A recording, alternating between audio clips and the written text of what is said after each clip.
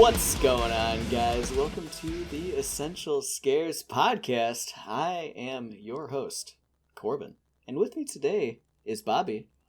Hi. And Alan. Good evening. That's right.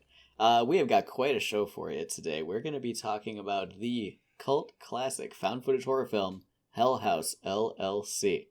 But before we get into it, Bobby has a spoiler warning. I do. This will serve as your first one and only spoiler warning for the cult classic, Hell House LLC. If you don't want the movie spoiled for you, please skip to the time code ahead for your essential spoiler-free discussion. And if you don't want to watch this movie, I do highly recommend watching it on Shudder. It's a good service. We are not sponsored by them in any way, but if you want to, Shudder, we will gladly take your money to shill for you even farther. You know, guys, I've been thinking, and I'm just really happy that after the bone-chilling horror that we've had these last 2 weeks, you know, with Ghostbusters and Resident Evil, we finally get to go on a wonderful, campy romp like Hell House LLC. Really excited to talk about the laughs, the goofs, and the gags with you guys. Corbin? Yeah, you know, it's true. It's true. It's probably, you know, the other two movies are probably twice as scary as this movie is each. Yeah. How could anybody in Hollywood put one bad movie together, and how could I be in a room with people who didn't like the second movie, you know? Yeah. No, wait a minute. Anyway, Hell House LLC, man. So this was the second time that I watched this one. This was my pick for the show. I mentioned it when we watched Troll Hunter, and I think we watched one other found footage, but I really, really love found footage. And this was a movie that was suggested to me by a couple of buddies at work a couple of years ago. And it was very, very hyped up for me. It was one of those like, oh, you love horror? You got to see this. You got to watch this. How have you not watched Hell House yet? Blah, blah, blah. And I think the biggest thing for me that I felt when I watched this the first time, and I felt it again when I watched this one, is that despite that, and even then the growing fame that this movie has gotten over the years, it totally stands up to the hype. Yeah, for sure. I think you're the one who told me about Hell House, and when you say something about horror, I go, it's either going to be really good or really bad. And I looked at it, I'm like, oh, this is going to be really good. So I came in with high expectations, and for the most part, it fucking knocks me out of the park. This is also my second time watching it. Yep. I was just as scared this time as I was the last time. Same, and I was surprised by that, actually, because you know where the scares are going to be, right? So, yeah, for sure. But it's still just as effective. Yeah, this was my first watch, and I also am a big fan of found footage type movies in general. Horror seems to... I think you have to tread the line carefully with found footage, because shaky cam is a thing that is just immediately going to turn people off out the gate.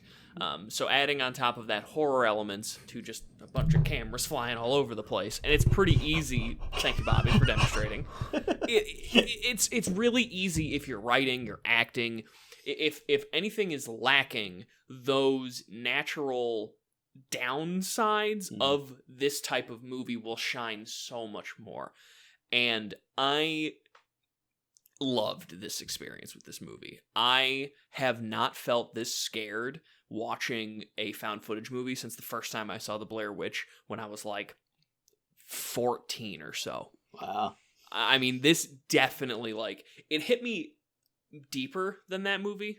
Because really, The Blair Witch only is like, I think The Blair Witch is only really scary for like that last little bit. The other stuff leading up's okay, but this to me was more sustained. This kind of had me going and had my heart. I actually I sent a message. This movie's got my heart rate up. Like, it got me going a few different times throughout. It wasn't just like slow burn, spook, slow burn, spook. Like it had good peaks before the actual, you know, here's what happened to it down in that basement. Yeah. So I absolutely loved it.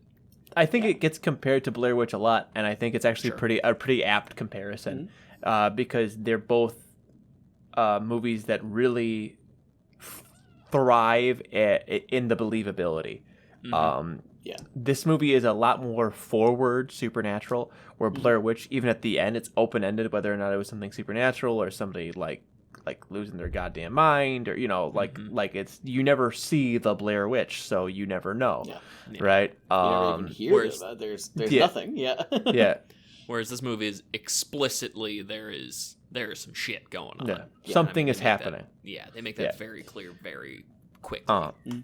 There is a haunting or something happening here, right? But both sides, you suspend disbelief in a really big way, and I think I mean, like I said, for like this movie is incredibly effective, especially because they make it out to be something that had happened, that we would like work with. And one of my favorite bits about this is like the way that they talk about, oh yeah, it's for the website or whatever, right? It's like, I remember in 2009 the amount of like vlogging that like anything would do, right? Like I would follow band vlogs constantly. Like we're in the studio. I think of like Halo just came out today, for example. Like before Halo 3 came out, I want to say there was a ton of vid docs that they were doing. They released. Not necessarily the same, but it's that same kind of feel of like those like, here's like a 10-minute clip of what we're doing today. Yeah, it had that same kind of vibe to it. Yeah. I mean, that was a big part of like early YouTube. I mean, it was absolutely a lot of skits, of course, but then it was a lot of vlogging of even like that people had nothing to say. So in a way that part was.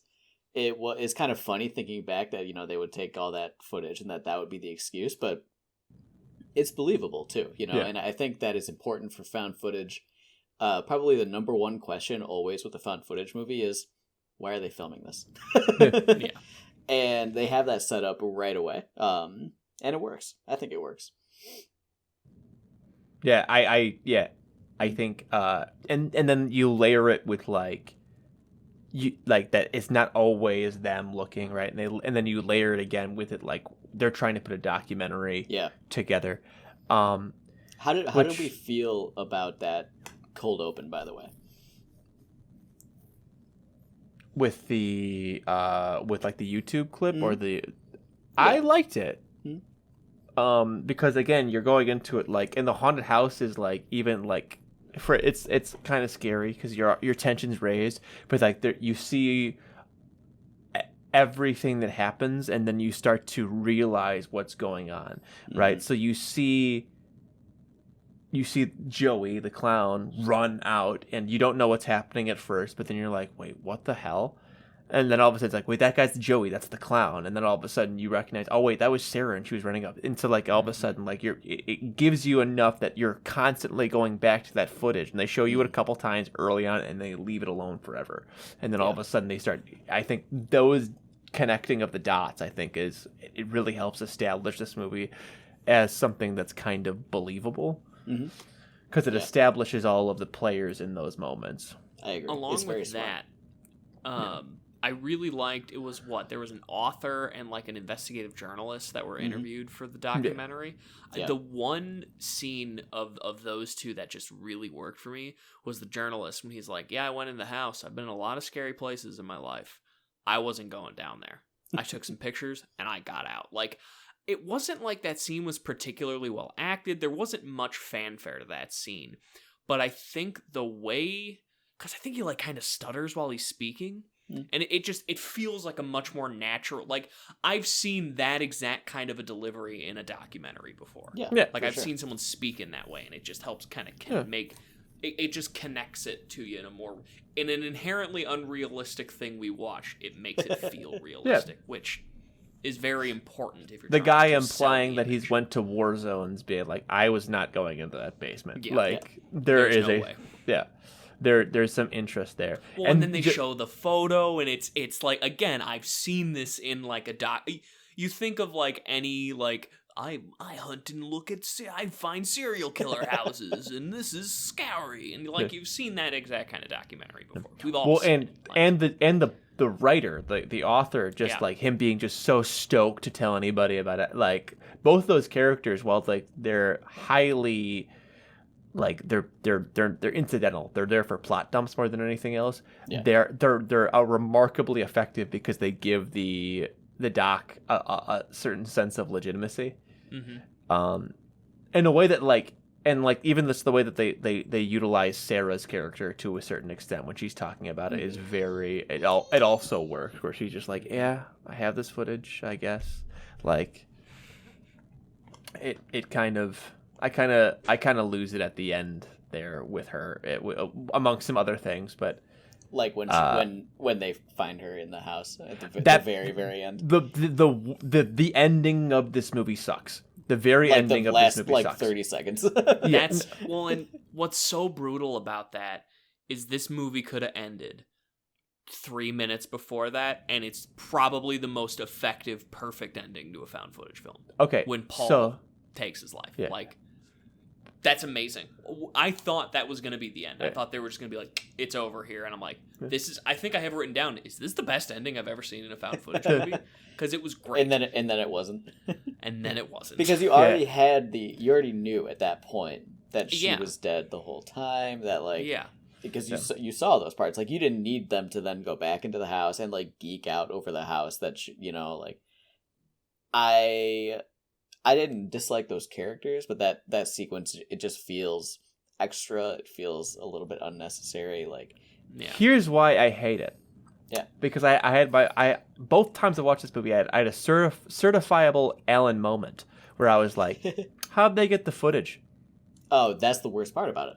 Because for the whole rest of the movie, you know exactly why they were filming, who was filming, and how we got the footage. And then at the very end, they make the cardinal found footage sin. How do we get this? Yeah. Did someone go in the hotel? Why didn't they get eaten up by the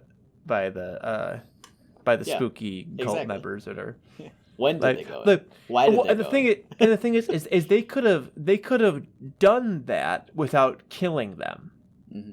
You know what I mean? Like they go to 2C, she's there, it turns around, they go, holy shit, and they don't go into the room. Yeah. And then all of a sudden, like they look down, they look up. There's a room full of shadowy figures, and the door closes. And like then they're like, "We need to get out of here! Go, go, go!" And they leave, and like that's like the end of it. No one knows what happened. No one knows where Sarah is. Like, leave it open ended like that.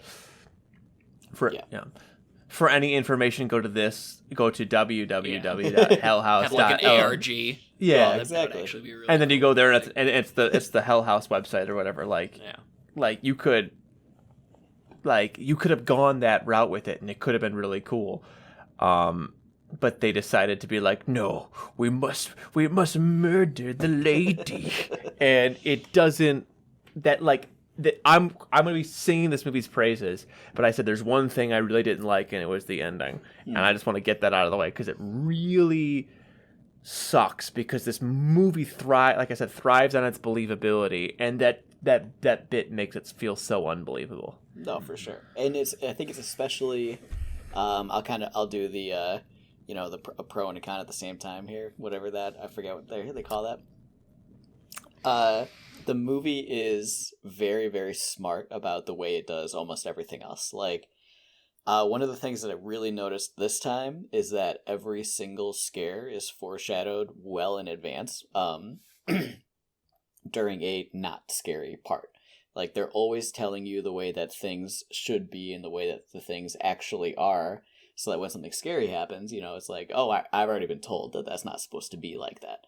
And I think a lot of horror movies and found footage especially, like it happens in a situation where you understand the situations enough because it's just like a normal thing. So when something else happens, you're like, I live in a house. I know that houses don't do that, right? Yeah. And I like that, most people have probably not set up or lived in a haunted house attraction. So they set it all up for you, right? It's really, really intelligent, and I love that. And to then, have that a goof basically at the very end. And like the other thing, right, is that at the very end there, it's the first time that they have those robed guys. They just like apparate out of nowhere. That doesn't happen any other time. Every other time you see them, like they could feasibly be somewhere. Like they're like a physical entity, and then the lore of them, the reason of them, kind of changes in that very last scene in a way that doesn't really make sense. Yeah, no, I agree with that, because like even the scenes where like they're there, or like they're either in the mannequins or they're wearing the clown costumes or anything like that, or wearing any of like what I think they call them, like the freak costume, right? Yeah. And how many freaks are there? Yeah. And it's really dope, because like there are parts where they don't notice it in the footage, and neither does it seem like the documentarians do either, because they don't point it out. Like there are moments where like you just see like either a shadowy figure go across the street, or like one of the dummies that are typically there moves in like a weird way, and it's like really, it's like fuck, it's super like again, like I was like, there's so much in the background that like you don't notice until you notice it. They even do that in that final sequence when the documentarians are going through the house. Like, oh, that one made me jump out of my skin. Shadow guys are in the background like several times. Yeah. So like they're still going for it all the way to that last little bit. Right there at the end, the one that actually made me jump is when they're panning in, I think it's the kitchen, and you see, I don't know if it's Alex or Mac. I think it's supposed to look like Alex is standing there, and it's just like they pay him no mind as they pan the camera. And I was like, fuck. Like, I was like, oh no. Because you know, like, that they're not making out of this. Like, that's what I thought when we got through that end sequence. But that one got me good. See, again, the first time I watched it, I'm like, oh, this would be really interesting to see. Like, because you see some of the stuff, and then some of the stuff you don't see. I was like, they're going to find room 2C and bail out of here. Because I like, the first time I watched this movie, I believed in it. And I was like, man, there's so... Like you said, they do so well, and I think what they wanted to do is be like, we twisted the knife again, we circumvented your expectations one more time, but like, it wasn't worth it. It was like, one step too far. Yep. Yeah. Absolutely. Yeah. Yeah. What other scares worked for you guys? Oh, most of them. I was about to say. I mean, it's hard to say which ones didn't. Yeah, I think that they're pretty much all quite effective. Both the ones that are subtle and the ones that are in your face. I think the most obviously scary part, that is the scariest part, is the bedroom scare, the under the sheets. Okay. Oh yeah. With Paul. That, I don't know, something about that. I think that is like a nightmare sequence, you know, a thought that everybody has had at some point, you know, like, and they did that very, very well, and that was their rule of 3 scare, and it really, really worked for me. Yeah. I think that's probably the scariest part of the movie. It's when he turns on the camera and she's just there. Yeah. The stakes in this movie are really interesting on how it raises the stakes, because up until this point, all we've had are like a turn and a clown looks at you, and make no mistake, that works and is effective, and Paul's reaction is kind of what sells that, and is like, what the fuck? What the fuck? And it's great. I love that. But like, from the moment you see that woman on the screen, you know this ain't gonna go well. This is not gonna... Paul's gonna be in a bad scenario here. We're gonna have to snip this together. Nothing we can do to help if he doesn't drop, I'm just gonna ask him to say all of this again. Hopefully it wasn't too good. Yeah. Well, listen. Yeah. Sure. I was ready to say my favorite bit. Oh, Alan, you were gone for a hot minute, dog. This is gonna be fun to edit. Yeah. Oh, yeah. Okay, so you were gone from... I'm waiting for your data to like normalize because your camera's still... Okay. You said Paul's reaction sells it, and then you kind of like put your arms up in the air like this, and then you froze for like 20 seconds.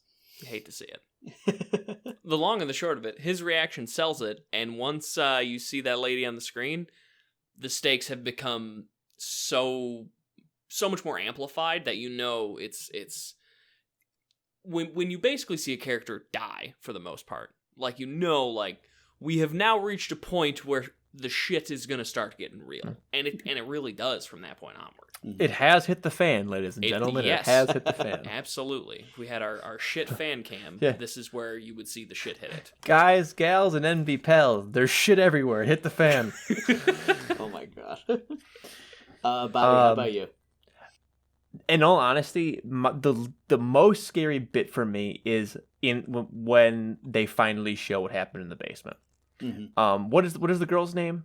Melissa. Yeah, Melissa. She's playing a victim character, and the only times I've ever been in a haunted house, I have played like a victim character. And the actual thought of like being murdered while people thinking it was part of the show and just screaming, "This isn't part of the show. Please, God, help me. This isn't part of the show," is absolutely terrifying because it's your job to be like as scary and as sympathetic as possible. Like, save me, oh God, save me. And just that thought is just like bone chilling. Of like the dude who was supposed to help you just ran away. He has the keys to your your handcuffs, and then they show her for a second, and she's like, just like half a skeleton. Like and it's like, what did they do to that woman? Like, yeah, and like I have such like that sympathetic like no, because she ain't making it out of there. Mm-hmm. Like it just like.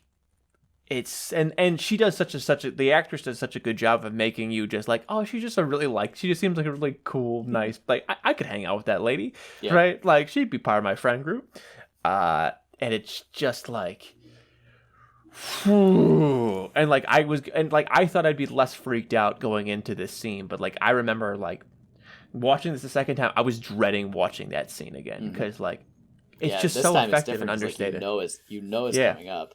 Yeah. And it's still gonna hit you. So and it's so understated because all of a sudden it's just like you look and all of a sudden there's like 6 of them and they're just all going in. It's like, and they're slow and they're deliberate and it's just like, and they're altogether far too human to have the weird skeleton thing that they did, right? Mm-hmm. Yeah. So. Alan, did you have a different one or was yours? I mean, I pretty much agree with you there. I mean, it's simple, but I really liked when Paul is trying to do the walkthrough, and he with gets locked in. The strobe light. Yeah, that's a great part. That's great because it's just watching his descent to madness, basically, and just pure panic. That's the other thing is like when the actors are scared in this film, I don't know why it feels so much more believable, but it works for me more than I think I've seen in other movies. Like their fear seems like very grounded. Mm-hmm. And I mean, I guess that just goes to this movie in general, minus kind of as we've talked about the very end. It grounds itself really well. So I think it kind of it shows that in our characters' reactions to what's going on. I think part of the reason for that is all of the characters respond differently, but in very believable ways, right? Paul and what's the other short-haired dude who the two guys who are Tony, yeah, the 2 guys who are operating the camera for most of the time, yeah, like, Paul and Tony. They have similar reactions, but they lash out in very different ways. Mm-hmm. Where Paul trying to lose like. What the fuck? Why won't you guys believe me? But he also kind of kids around. Tony's like, fuck it, I'm out of here. Fuck you, I'm gone. Right? The main guy, Mike? Alex. He's very much like... Well, he kind of knows what's going on, so he... Does he, you think? Mm-hmm. So, are we supposed I don't buy that. Yeah. I don't either. I think he strikes me as somebody who is like more than anything else who is far too invested in like he's in a failing business and he's far too invested to let it go. That's what I was going to ask. Like basically. I think that's the thing that what's the other guy, the final guy's name? Mac. Yeah, I think Mac was like, dude, we're gonna go under, and like Alex has everything in this. You got to help. Like I think that's more it than anything else. That's the implication I get. The sequels might tell you differently, but like. No spoilers. Yeah, I never got the sense that he was like, I'm sacrificing my friends. Ooh. I think the scene where Mac and Tony have their chat off camera, that scene always implied to me that like Alex knew something was going to happen or was going on, and Mac also knew, and that they were keeping it from Paul because they didn't really trust Paul, and that in that scene when Tony is scared and is then seeing the things, they explain to him like what's happening, because at that point he was like a little more understanding of the situation. But what could they have told him that was like that? Because like I read it, I read it very, I read it as a much more desperate thing, like, and like. I don't even Mac, because like Mac is like, as a member of the group, he's like the guy who like quietly is trying to hold everything together, and like even when he's afraid, it's much more like, okay, we're gonna figure this out, we got this, we're gonna figure like throughout the entirety of the movie, even when like his immediate thing is to like go help his friend, like even when Alex is like dying at the end where he's getting like hung by the chain, he's like his immediate thing is like, go help Alex, gotta go help Alex, right? Like there is just to the point of like, I believe everybody, and like Alex is trying his best to be the leader, and like trying to figure it out and trying to fix shit and trying to like, he's in above his head, over his head, and like I think everybody's fear plays off believability, right? Because if Alex can't believe that they're in a haunted house, because that means all this money he sunk into this place is for nothing. So like it just, I think the believability comes with the way that the characters are played. You buy into their motivation of why they'd want to keep doing this. Yeah. So that's fair. I mean, I don't think that that's an incorrect read. I didn't read it that way even the first time that I saw it. But I think that that's more than fair. I think if anybody knows something's happening early on, it's got to be Sarah. Yes, she kind of seems to have a little. But like even her, it feels like no, they've just like chosen her, and she doesn't realize like she's like being possessed by the house, kind of. Yeah, I don't think that she knew that she was like going to be like partaking in things. I think. Yeah. Because I don't know. Do you guys know what she said backwards? Because there's that scene where she's facing the wall and she's speaking backwards. I looked it up, and it was, I went out the house and the police were waiting, something like that. Oh, that's awesome. That's really spooky. Yeah, like it's what she says later on. Oh, it's really good. That's really good. Oh my god. They're stuck in a fucking time loop, and she's sleepwalking because she got outside the time loop, and when she's sleepwalking, she's talking to the fucking thing backwards, because that's what she says at the end. Oh, that just hit me. Oh, that's terrifying. Yeah. Well, I mean, there is the implication that when the portal to hell, right, opens up, that they become, those like the satanic priests, demon priests, whatever you want to call them, they push them like into the house, right? Because there's at the very, very end, when the documentarians are going through the house, like the wallpaper has changed and there's a lot of like extra like little things going on, and the 911 call talks about like people being pulled into the walls, and I think that there's like sort of stacking on top of your idea of like of a potential time loop, that after the portal has been opened, like you're kind of stuck as a permanent fixture in the house. So spooky. Well, yeah, and they spooky. Well, they do fixate on those two things. The picture of the child and the mother, like in the implicate. So like, yeah, I can see that. Yeah. Going off based off of the old like the legend where he killed a woman and her daughter. Yeah, exactly. This movie does kind of fuck though, like high key. It's I think that it is a great example of like a low budget horror that used just normal intelligence to make a better movie than they had the money for. And I think it really shows. They filmed in a haunted house attraction that already existed. All they really did was like hire actors. Yeah.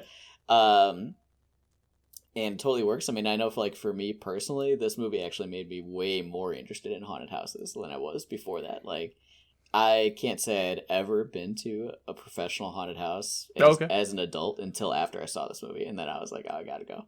And I think it enhanced my real life thoughts toward the attractions. It's cool.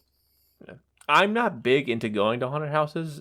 I say this having been a haunter at a haunted house, but like they do it really well. Where like when the lights are on, it's like, oh, this is still kind of creepy, but far less so. And then you get in there and like, I'll be real. When I wasn't in my one little area, I got the heebie-jeebies, and I was like covered in like blood and like fake of my own gore. So like, and like, so I'm walking around because like there was a bit in this one. It was like a small like thing that we had to do. It like where like I was an attraction where like the doctor was the guy, and so there's a set piece where I was getting killed by the doctor or whatever. And at the end, it was an I can touch you. And so at the end, I would come out like of like. There was a thing that looked like a wall, but it was really a curtain.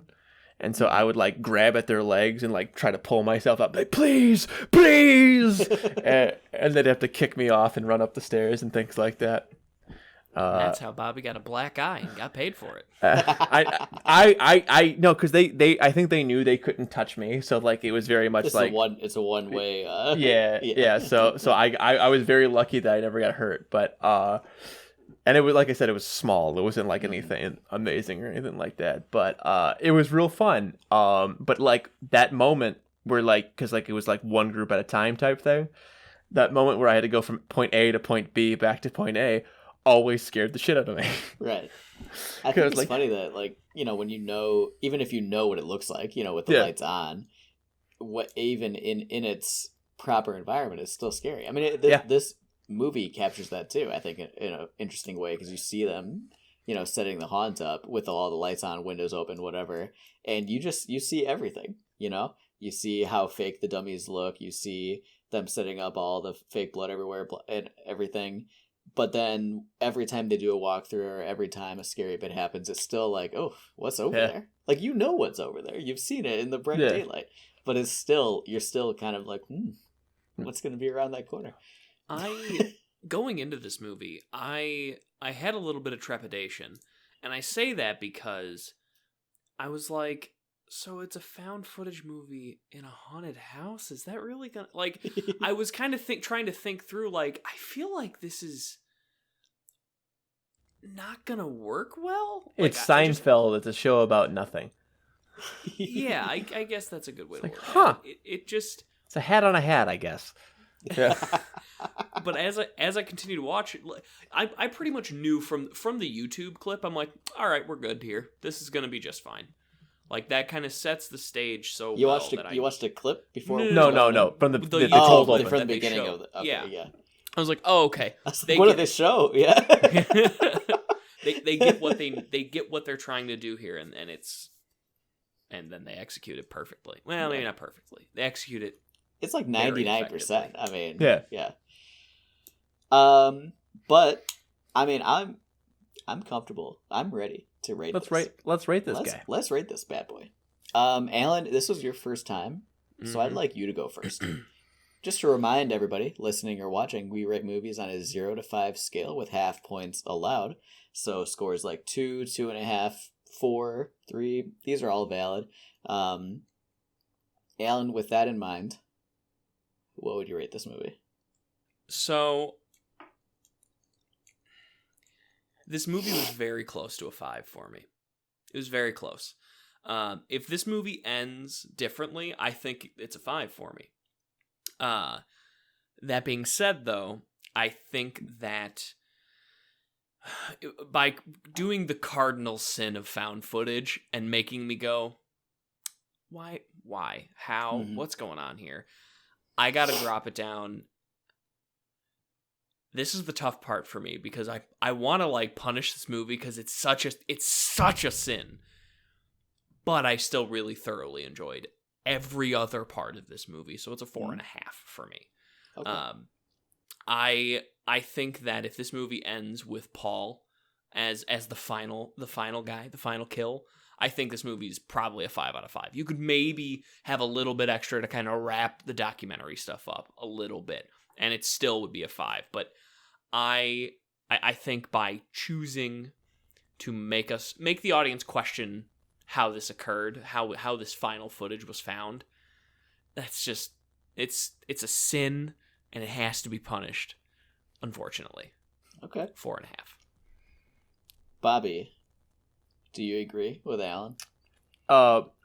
Actually, I agree with Alan entirely, because I'm also giving this movie a 4.5 out of 5. The objectively correct score. It's the Corbin. Yeah, it's really good. It's a really good movie that suffers within the quite literally the last 3 minutes, where if they would have chosen a different ending, left it open-ended in any way, shape, or form, or anything like that, it would have been perfect.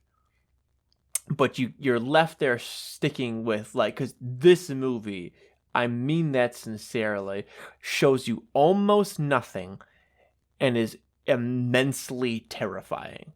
It is a movie that I had to watch in 2 settings, because I was watching at night, and then I got to the end, the cool where they show what happens in the basement and everything like that, and I was like, I gotta be done for the night. I'm not gonna be able to sleep. And then I had to wake up in the morning, and I think that even makes me feel even less good about it, because the first thing I did when I finished the movie was I could have stayed up and finished this movie. The scary bit was over by that point. Yeah. Yeah. Yeah.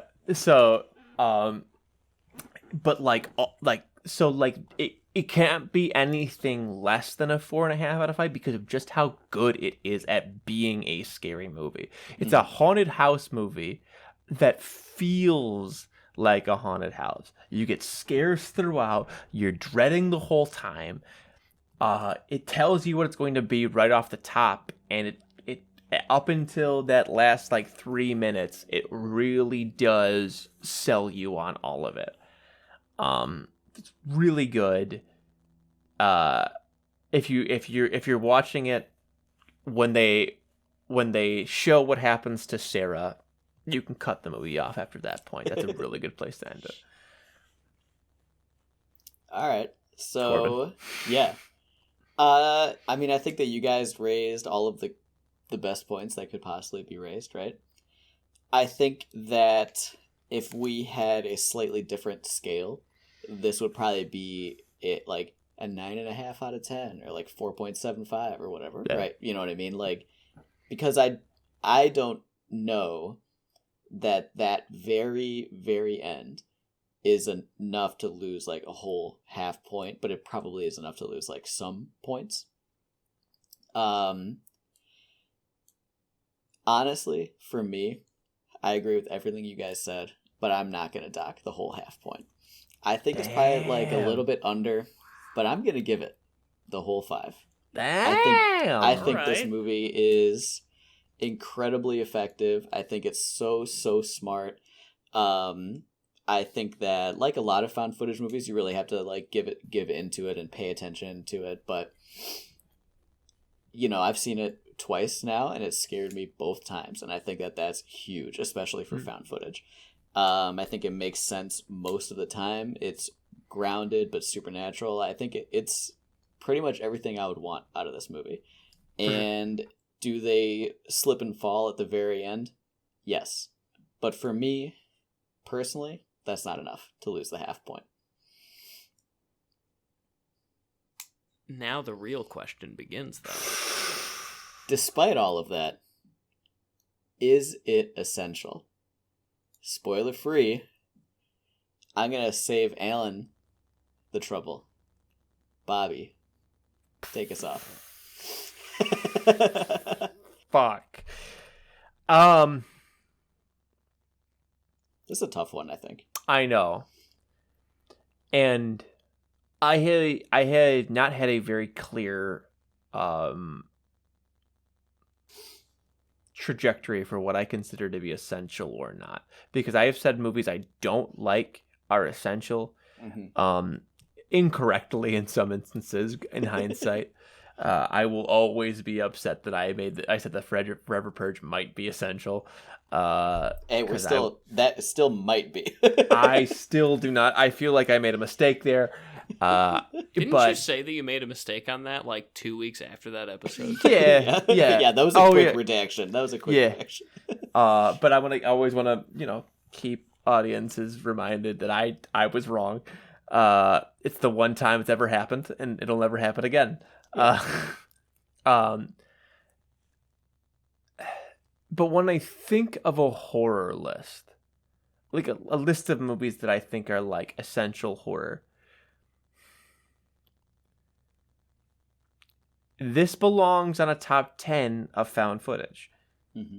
It does. It does. It's just so well. It's just too well done. Mm-hmm. Like, and while I don't know if it changes the game, it's a masterclass on how to make a found footage movie that is both a slow burn and isn't at the same time. Mm-hmm. Like it's pace is a slow burn, but it hits you with scares throughout the entirety of the movie, and all of them are effective. Yeah. So I think it has to be yes, because I can't think of another movie that does that as effectively as this movie, especially a found footage film. So I think, it's for people to watch this movie and to get what they did and why, absolutely. For people who want to look at film theory, it craft very well. It's just a well put together movie. Mm-hmm. And Corbin mentioned this in the spoiler part of the discussion, but I think it's worth mentioning again. It's a movie that gets hyped up a lot that absolutely lives up to the hype. So yeah, it's essential for me, for sure. Nice. All right, I'll go next as the other person who's seen the movie twice. And for me, I think that, Bobby, you touched on this a little bit, right? You said that this movie would be a top 10 found footage movie if you're making like a list. It's up there with the other one that we watched not too long ago, Lake Mungo. I would say that both of those movies deserve spots, right? Yeah. And a lot of times for me, when I'm thinking about, is this essential? There are definitely characteristics that matter. Like, did this impact culture? Did this spawn a big franchise? Did this pioneer something? But I think the other angle is this one of the greats of its subgenre, right? Because, is it a top 10 horror movie? I would probably say no. I guess if you look at what we've rated so far out of these 27 episodes, the answer would be yes, it is the top 10 out of the movies that we've watched. But is it top 10 found footage? Absolutely. If you're asking me essential found footage movies, this is on there. And because of that, and because of everything else that Bobby mentioned, it has to be a yes for me. It's just an incredible movie that, despite not pushing the genre forward, even coming out kind of after the height of the genre, 2015, I mean, we were kind of over found footage by then, it managed to just be a great film in a genre that had already seen its day. So, yeah. Cool. There's a sequence in this movie.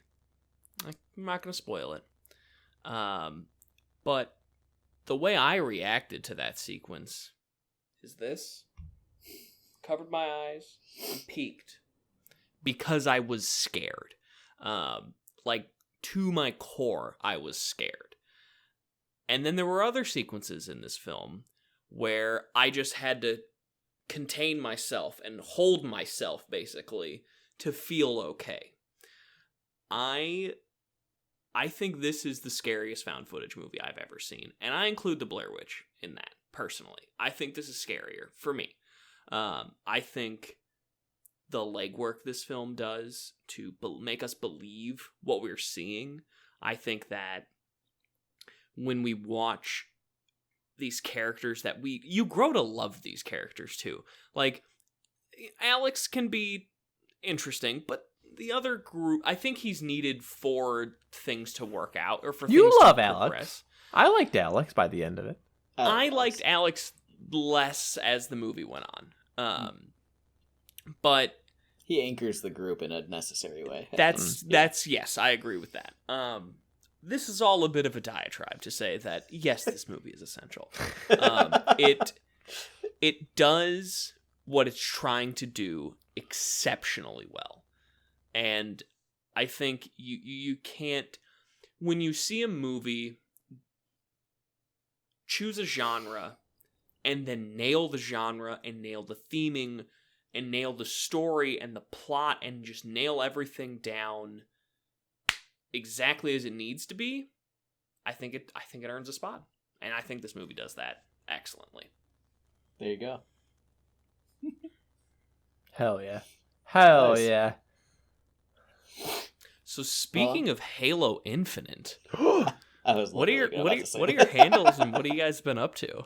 Halo Infinite, the twitch.tv/theredweenie. Been playing a lot of Halo Infinite. I'm playing a bit of Destiny. Might be playing some Destiny when I get off here, because it's now the 30th anniversary on top of that. And then Halo Infinite, it's just a good game. It is free to play on Xbox and PC. So if you want to play with me, go to our Discord, you dummy, and say, hey, at the Red Weenie on Discord, play Halo with me. And I'll be like, okay, I'll do that. There you go. You can find me anywhere at Corbangerang. I'm active on Twitter and Instagram now. Follow me if you want to see my a couple times a week updates of my hobby streak, which I am really trucking along on. Or follow me on Twitter if you want to see me talk about Halo or Transformers. What have I been up to? I've been playing Halo Infinite. You're going to hear this a lot from us for the next, I don't know how long. You've already been hearing it for a couple of episodes now. Campaign came out today, as of the day that we're recording. I took some time off of work, and I've been playing all day, and it is incredible. I didn't go that far. I want to be very clear on that. Yeah, neither did Alan. I wasn't able to because I started a new job a little over a month ago. So yeah. I've been coasting, in the same position for a little while, so I've got a lot of vacation time, so I was like, what better time to use it than Halo Infinite? I've been waiting 6 years for this bad boy. Besides that, Alan, Bobby, I'm about an hour and a half into The Gunslinger on Audible, and hey, I'm listening to it. I love that. That's right. Pretty good so far, right? Pretty good so far. What's Roland been up to so far in that first hour? Just Not walking much. through the desert, eating beans. Okay. Okay. He has not done anything of note. That's that what I'm live. asking Yeah. for. Literally Yeah. nothing special has happened. Okay. Yeah. Just keep going. You'll see. Yep. I'm listening to it as I rock. I'm trying to beat Alan in our Fitbit challenge this week. Not gonna I think happen. I'm I gonna run do it. 5 miles on Friday. I got the day off tomorrow. I can just walk all day and read that whole book. Do it. You won't. should. I should. I might. He's gonna play Halo instead. Yeah, I mean, yeah. Alan, what have you been up to? You can find me at a seal punter just about anywhere, mostly on Twitter and Instagram, where I post photos of the gym and me moving heavy things with my body, or disc golf. But it's winter, so there'll be less of that because it's very cold outside.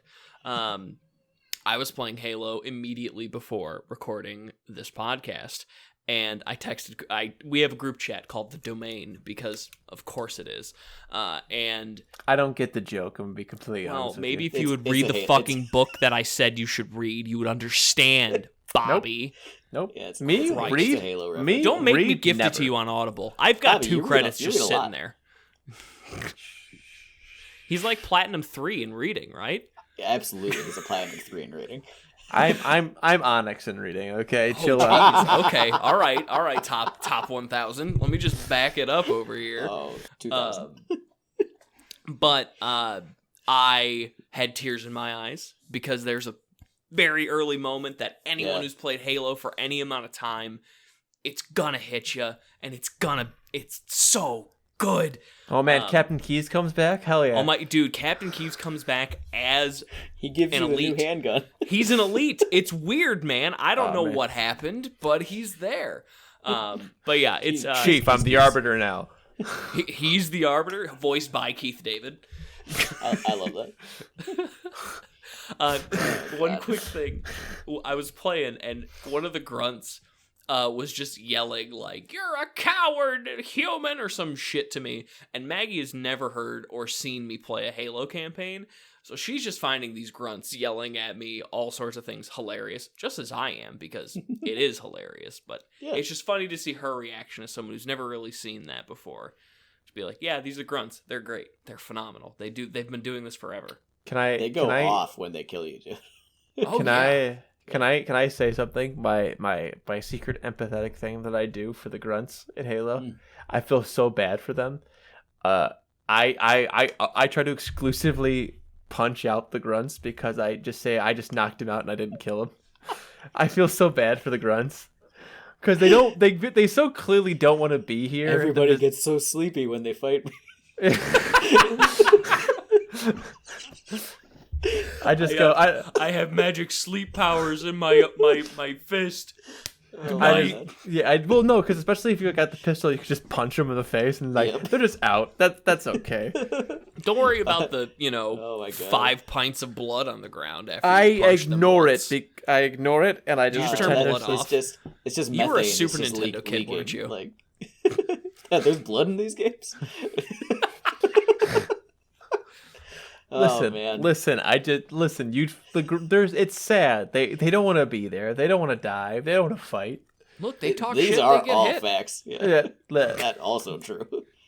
Remember they made grunts scary for one game? Which game? Halo 4.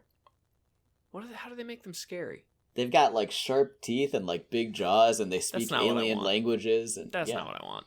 They only did it for one game. The grunts are adorable. They're super cute, and I want more of them to be good guys.